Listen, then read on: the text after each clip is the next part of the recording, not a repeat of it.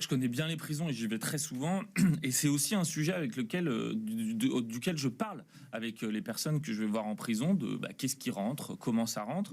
Et pour tout vous dire, ils n'ont pas forcément besoin d'aller chercher les surveillants à la source avant le recrutement pour trouver des surveillants qui font rentrer des choses en prison. C'est plus simple. Voilà. Je ne sais même pas si c'est plus simple.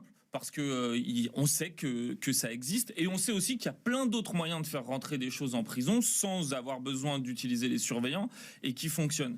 Ce que disait l'intervenant tout à l'heure et qui est très intéressant, c'est que le métier de surveillant au départ, de surveillant pénitentiaire, c'est un métier passionnant parce que ça a été créé pour qu'on ait des gens qui puissent accompagner les gens qui sont en détention, les aider à se retrouver, à avancer dans la vie et à se réinsérer par la suite. Mais le problème, et comme il le disait, c'est qu'on a mis tellement peu de moyens, on a tellement retirer les moyens dans le système pénitentiaire qu'aujourd'hui ils se retrouvent tout seuls à gérer 5000 trucs qu'ils n'ont pas le temps de le faire. Et donc en fait, on a perdu le sens qui était celui de ce métier, qui était un sens hyper intéressant, pour en faire vraiment des portes de prison.